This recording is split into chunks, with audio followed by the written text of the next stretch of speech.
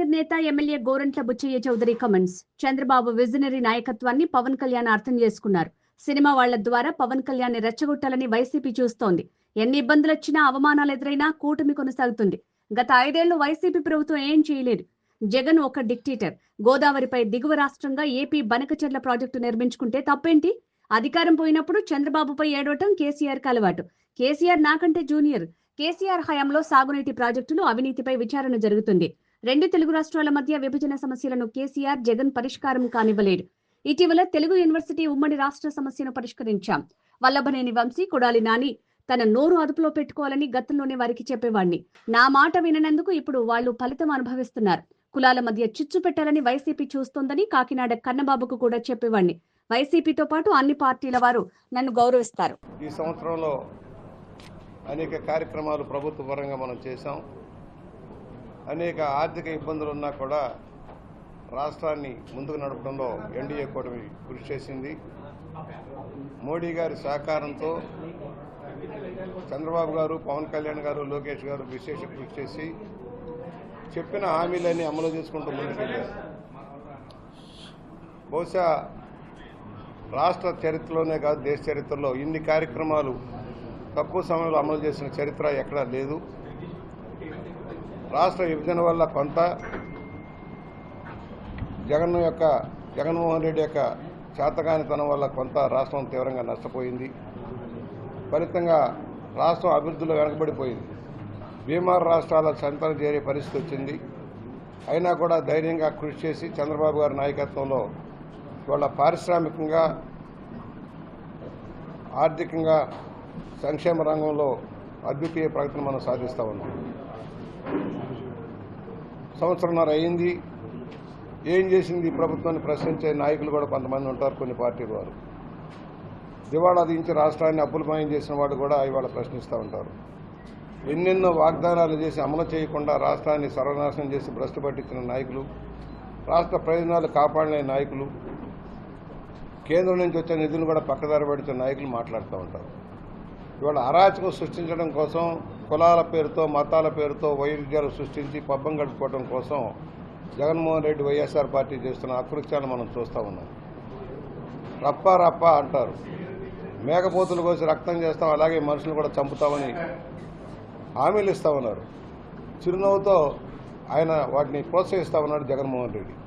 నేను అంటున్న అధికారంలో మేము ఉన్నాం. ఆ రప్ప మేము చేస్తే మీ బతుకులు ఏమిటని అడుగుతా ఉన్నాం. మీ బతుకులు ఏమిటి? మీరు తిరగలరా రోడ్డు మీద? అదే విధానం కనుక ప్రభుత్వం తీసుకుంటే మీరు రోడ్ల మీద తిరగలరా అంటున్నాం.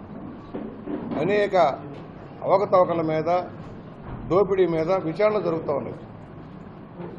దోషులు శిక్షించబడాలనేదే లక్ష్యం. కక్ష సాధింపు రాజకీయాలు కాదు ఇవి.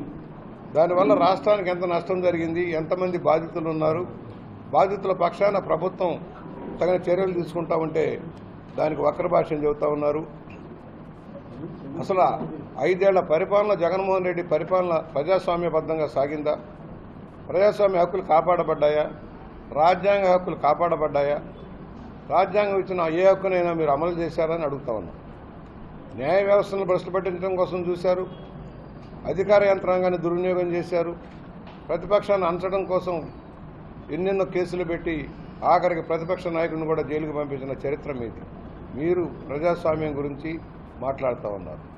వాళ్ళు జగన్మోహన్ రెడ్డి అంటాను, నేను మళ్ళా వస్తాను. ఎక్కడికి వస్తావయ్యా? నువ్వు వచ్చే అవకాశం ఇది. తండ్రిని అడ్డు పెట్టుకుని కొంత ముఖ్యమంత్రిగా భారీగా దోపిడీ చేసావు. నువ్వు మరలా ఎక్కడ వస్తావు? నీ కేసులు కనుక తేలిపోతే నువ్వు ఉండేది శ్రీకృష్ణ జన్మస్థానంలో కానీ మరొక చోట కాదు. 100% శ్రీకృష్ణ జన్మస్థానమే ప్రాప్తిరస్తు అనేది చెప్తా ఉంది. కేవలం కోర్టులని అలా తప్పుదారు పట్టిస్తూ కాలక్షేపం చేస్తా ఉన్నావు. బెయిల్ పక్షివి నువ్వు, జైలు పక్షివి, బెయిల్ పక్షివి. ప్రస్తుతం బెయిల్లో ఉన్నావన్న విషయాన్ని మర్చిపోవద్దు. ఇవాళ నువ్వు ఎక్కడికి వచ్చినా అరాచకమే. నీ కార్యకర్తలను రెచ్చగొడతావు, కిరాయి రౌడీని తెచ్చి ప్రోత్సహిస్తావు. మేము అంటున్నాం, అణచివేయటం పెద్ద కష్టం కాదు, అణచివేయటం పెద్ద చేతగానితనం కాదు. దయచేసి ఇప్పటికైనా కళ్ళు తెరుచుకొని మేల్కోండి. అబోధ కల్పనలు సోషల్ మీడియాలో బూతులా, పచ్చి బూతులు తిడతారా, గోబెల్స్ ప్రచారం చేస్తారా? అసలు ఇంత నోటికి వస్తే ఏది చెప్తే అది అబద్ధాలు చెప్పేసేయడం. అబద్ధాలు అగ్రగణ్యుడు, అబద్ధాల్లో లిటరేచర్లో డిగ్రీలు తీసుకున్న వ్యక్తి జగన్మోహన్ రెడ్డి. ఇలాంటి వ్యక్తి తప్పుడు ప్రచారాలు చేస్తూ ఉన్నాడు. ఏమీ జరగదు. నువ్వేం చేసావు? 3,000 రూపాయల పెన్షన్కి ఎన్నేళ్ళు పట్టింది నీకు ఇవ్వటానికి? 5 ఏళ్ళు పట్టింది. తల్లికి వందనం ఇస్తానన్నావు, ఏం చేసావు? ఒక్కళ్ళకి ఇచ్చావు. ముగ్గురికి ఇస్తానన్నావు, ఎంతమంది పిల్లల్లోనే ఇస్తానన్నావు? ఒకళ్ళకి ఇచ్చావు. 3 ఏళ్ళు ఇచ్చావు, 2 ఏళ్ళు లెగ్గొట్టావు. పోయిన ఒక రోడ్డు వేసావా? అన్నీ ఎక్కడ చూసినా. ప్రాజెక్టులు కట్టావా? ఎక్కడికెక్కడ ఆపేసావు. కేంద్రం ఇచ్చిన నిధులు వాడావా? వాటి జల మిషన్ లాంటివి ఎన్ఎంఆర్ఈ కార్యక్రమాలన్నీ పక్కకు పట్టించేసావు. ఏం చేసావు? నిరేగా పక్కదారి పట్టిపోయింది. ఒక పథకం అయిందా? ఒక ఫ్యాక్టరీ వచ్చిందా? పారిశ్రామికవేత్తలను బెదిరించావు, పారిపోయారు. పెట్టుబడిదారులు పారిపోయారు. రాష్ట్రంలో అగామిగా వచ్చిన పరిస్థితి నుంచి ఇవాళ ఒక స్థానానికి తెచ్చి ఈ సంవత్సరంలో ఒక నూతన కొత్త వైభవం తేవడం కోసం ప్రయత్నం జరుగుతూ ఉంది. ఇవాళ 20 లక్షల కోట్ల పెట్టుబడులు పెట్టేదానికి పైచలకు వారు దాదాపుగా అగ్రిమెంట్లు అయ్యారు. కనీసం 50% గ్రౌండ్ అయినా కూడా బ్రహ్మాండమైన అచీవ్మెంట్. 20 లక్షల ఉద్యోగాల కల్పనలో ఉద్యోగం. ఒక ఉద్యోగం ఇచ్చావా? కులపెచ్చబట్టుకుంది, కులద్వేషాలు పెంచుకున్నావు, అధికారులను అలాగే ఇబ్బందులు పెట్టావు నువ్వు. ఫలితంగా ఇవాళ 11 సీట్లకు పరిమితమయ్యావు. 175 సీట్లు గెలుస్తానని చెబుతున్నావు. అసలు 11 సీట్లకు ఎందుకు పడిపోయావన్న ఆలోచన ఉందా నీకన్నా బుర్రలో? ఏ రోజైతే ప్రజావేదికను కూల్చావో ఆ రోజు నీ పతనం మొదలైపోయింది. ప్రజల సమస్యల్లోకి వచ్చావా? ప్రజల కష్టాల్లో ఉన్నప్పుడు పరామర్శ చేసావా? వాళ్ళని ఎప్పుడైనా ఆదుకున్నావా? తుఫానులు వచ్చినా, వరదలు వచ్చినా వాళ్ళని ఆదుకున్నావా? ఎంతసేపు నీ దోపిడీకి సంబంధించి నీ అంతేవాసుని, బంధుజనాన్ని నింపుకొని యూనివర్సిటీల దగ్గర నుంచి అన్ని వ్యవస్థల్ని తప్పుదారి పట్టించావు. రాజకీయాల కేంద్రంగా మార్చావు యూనివర్సిటీలని. ఇవాళ చూడండి, అర్హత ప్రాతిపదికగా, మెరిట్ ప్రాతిపదికగా తెచ్చి వైస్ ఛాన్సలర్స్ని, రిజిస్ట్రార్లని నియమించడం జరుగుతూ ఉంది. యూనివర్సిటీని, విద్యా వ్యవస్థను ప్రక్షాళన చేయడం జరుగుతూ ఉంది. 16,380 ఉద్యోగాలను భర్తీ చేసాం. టీచర్స్ని ట్రాన్స్ఫర్లు పారదర్శకంగా ఇచ్చాం. వాళ్ళ ఇష్టాల ప్రకారం వాళ్ళు కోరుకున్న చోటుకి వెళ్ళేలాగా చేశాం, రాజకీయ ప్రమేయాలు లేకుండా. 5,700 కానిస్టేబుల్ నియామకాలు జరిగిపోయి ఉద్యోగాల్లో చేరిపోయారు. మీరు ఒక్క కానిస్టేబుల్ నియమించావా? ఒక ఉపాధ్యాయులకైనా పోస్టింగ్ ఇచ్చావా? నువ్వు అంత అవినీతితో నింపేశావు. మేము అడుగుతూ ఉన్నాం, ఏమి చేయలేదు ఈ ప్రభుత్వం, దివాళా తీసిందన్నాం. మేము అడుగుతూ ఉన్నాం. మేము చెప్పినవి 6 ప్రధానమైనవి, 6టికి అనుబంధంగా ఉన్నాయని అమలు చేస్తూ ఉన్నాం. సూపర్ 6 సక్సెసే కదా. తల్లికి వందనం 15,000 రూపాయలు, 67,27,000 మందికి 10,090 కోట్లు చెల్లించాం. 2 ముగ్గురున్నా, 4 5 కూడా 15,000 రూపాయల చొప్పున ఇచ్చాం. స్త్రీశక్తి బస్సులు ప్రయాణం చేశాం. ఇప్పటివరకు 3,25,00,000 మంది మహిళలు ప్రయాణం చేశారు. 1,444 కోట్లు దానికి ఖర్చు పెట్టాం. అలాగే దివ్యాంగులకు ఉచిత ప్రయాణం, మీరు ఎక్కడికైనా సరే పింఛన్ తీసుకునే అవకాశం మేము కల్పించాం. అన్నదాత సుఖీభవ కింద 46 లక్షల మంది రైతులకి 6,310 కోట్లతో వారికి సాయం చేయడం జరిగింది. దీపం 2 ఏడాది 3 సిలిండర్ల చొప్పున 2,684 కోట్లు ఇచ్చాం. ఇప్పటికే 2 కోట్ల సిలిండర్ల పంపిణీ చేశాం. ఏం చేయలేదు. ఎన్టీఆర్ భరోసా ఇప్పటివరకు 50,000 కోట్ల పైగా పెన్షన్ల కోసం ఇచ్చాం. 4,000, 6,000, 10,000, 15,000 రూపాయలు. ఈ ఏడాదికి 33,000 కోట్లు అవుతుంది. నెలకు 2,750 కోట్ల రూపాయలు ఇస్తామన్నాం. 1వ తారీఖు నిన్ననే ఇవాళ ఇచ్చేసాం పెన్షన్. ఆల్రెడీ 98% ఆల్రెడీ డిస్ట్రిబ్యూషన్ అయింది ఈ టైంకి. మత్స్యకార భరోసా 10,000 ఉండేదాన్ని 20,000కి పెంచాం. 1,25,000 మందికి ఇచ్చాం. నేతలకు 500 యూనిట్లు మగ్గాలకి చౌకగా ఇచ్చాం. 200 యూనిట్లు ఉచిత విద్యుత్ కూడా ఇచ్చాం. మరి ఏం చేయలేదు. ఆటో డ్రైవర్లకు 15,000 రూపాయలు, 436 కోట్లు ఇచ్చాం. 2,90,00,000 మందికి బెనిఫిట్ అయింది. అన్నా క్యాంటీన్లు ఓపెన్ చేశాం. ప్రభుత్వం చేసినవన్నీ వందల సంఖ్యలో ఉన్నాయి. ఇవాళ భవన నిర్మాణ రంగంలో మార్పు రావడం కోసం అనేక కార్యక్రమాలని అమలు చేశాం మేము. దాని ఫలితంగా ఇవాళ కన్స్ట్రక్షన్ యాక్టివిటీ పెరుగుతూ ఉంది. ఉచిత ఇసుకంలో మ్యాక్సిమం రేట్లు డౌన్ అయిపోయి ఇవాళ ఉచిత చక్కగా అందరికి దొరికే ప్రయత్నం జరిగింది. నకిలీ మద్యం లేదు, గంజాయి కట్టడి కార్యక్రమాలు చేస్తున్నాం, మాదక ద్రవ్యాల కట్టడి చేస్తున్నాం, భారీగా శాంతి భద్రతలు కాపాడుతున్నాం. ఇప్పటికీ వైఎస్ఆర్ అరాచకవాదులు హత్యలు చేస్తూ ఉన్నారు. పల్నాడులో జరుగుతున్న హత్యలు కానీ, రాయలసీమలో జరుగుతున్న హత్యలు కానీ చూస్తున్నప్పుడు వారికి ఇంకా జ్ఞానోదయం అయినట్లేదు. తన చర్యలు తీసుకోవాల్సిన అవసరం ఉంది. ఇవాళ పాస్టర్లకు కానీ, మౌజంలకు కానీ, పురోహితులకు కానీ భారీగా పెంచి వారికి నెల నెల జీతాలు ఇవ్వడం జరుగుతూ ఉంది. మీరు ఎందుకు చేయలే? ఒక చర్చి కట్టించావా?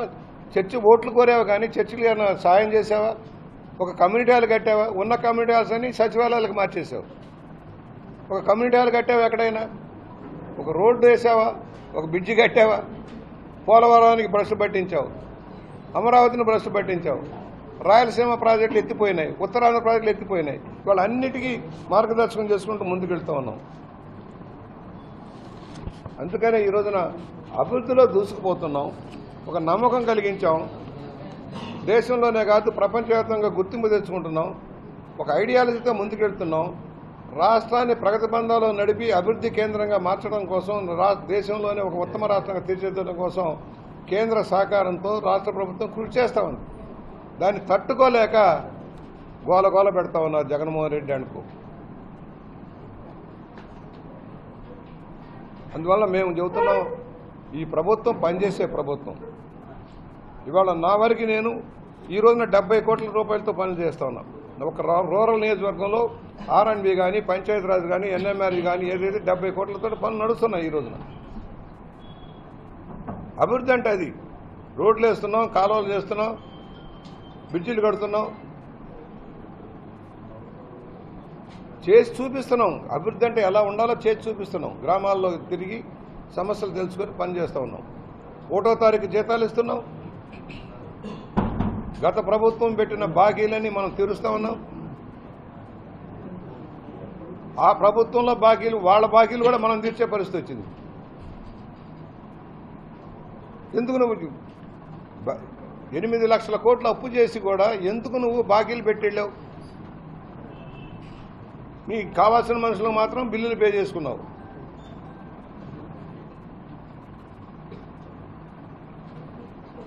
ఈ రోజున మేము చెబుతున్నాం, నువ్వు మళ్ళా వచ్చే ప్రశ్నే లేదు.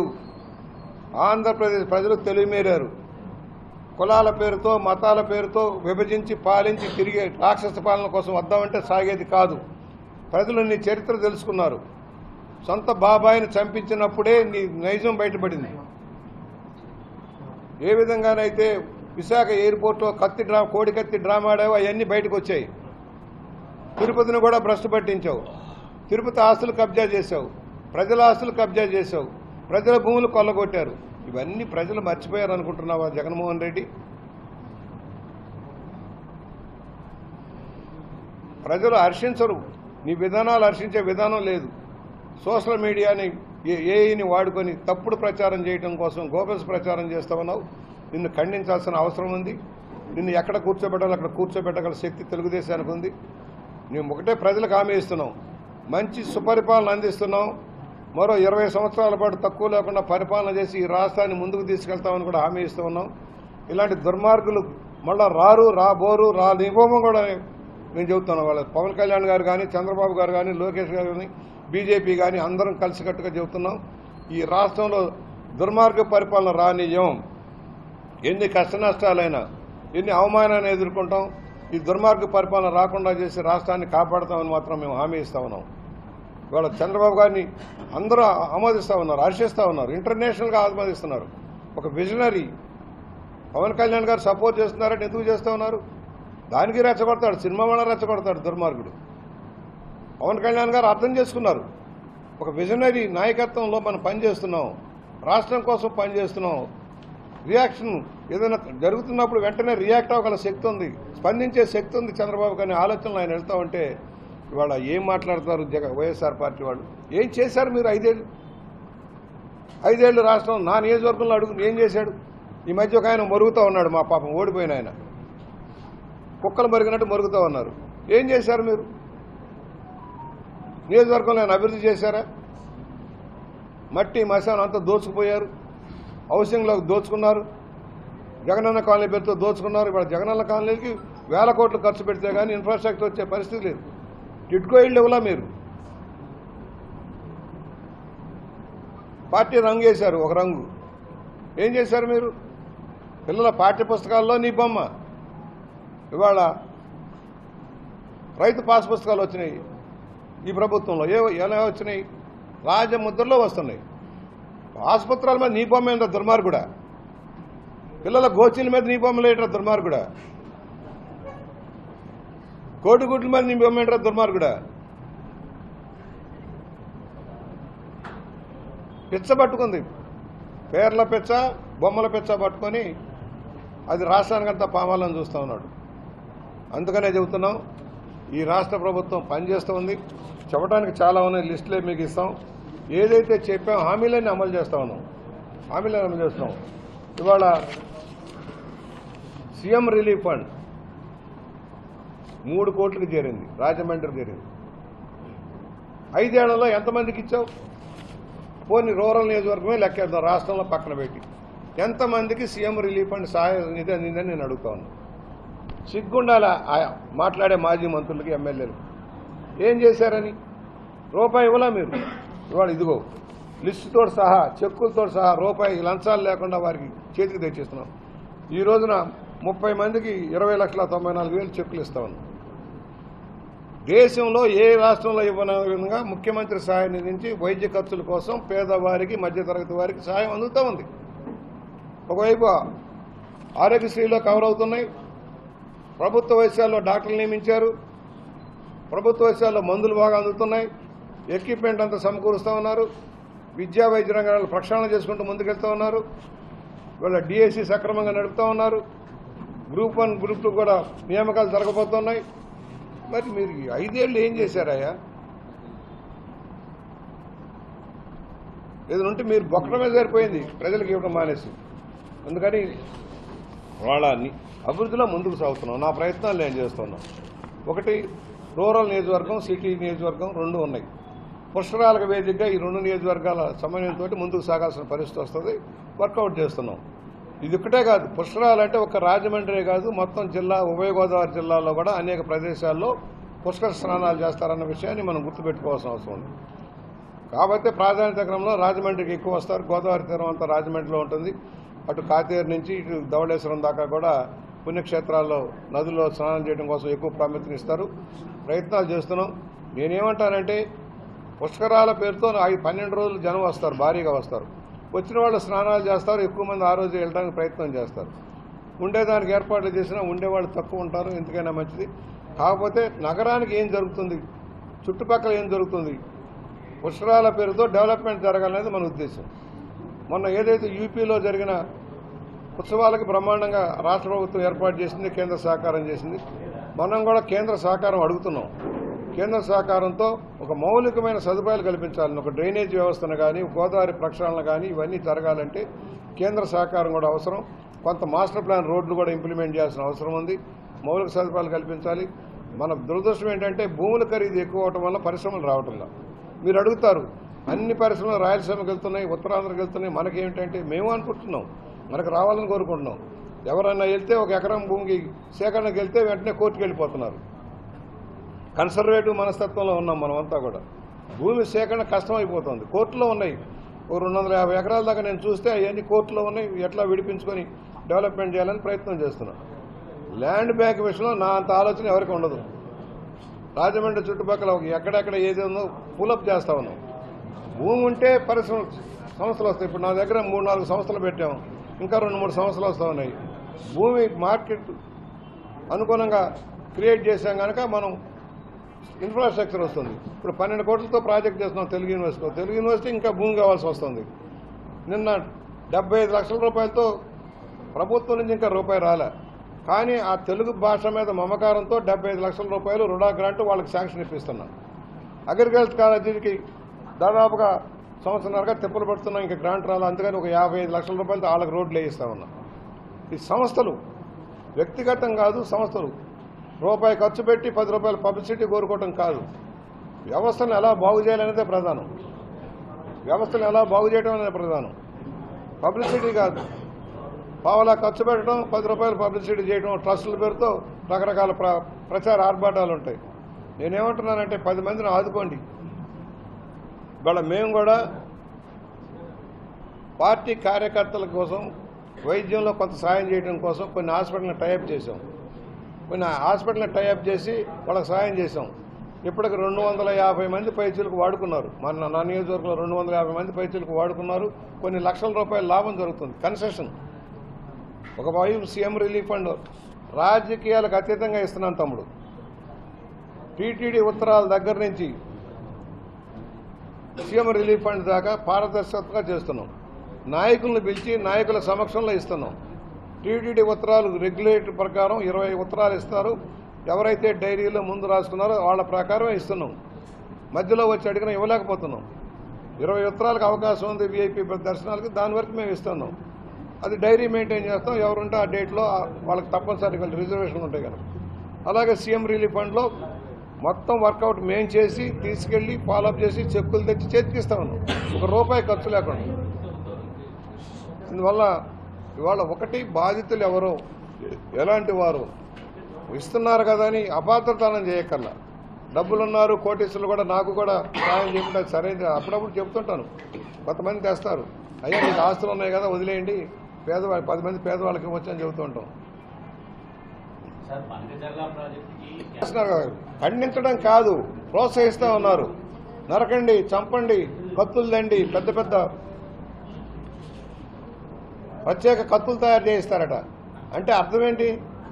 తెలుగునాట ప్రజల రక్తం చూస్తాను, మిమ్మల్ని నరికేస్తానంటే అర్థం ఏంటి? ఇది డెమోక్రసీయా నియంత్రితం? Dictator, he's a dictator. Hitler ముసలిన తాత.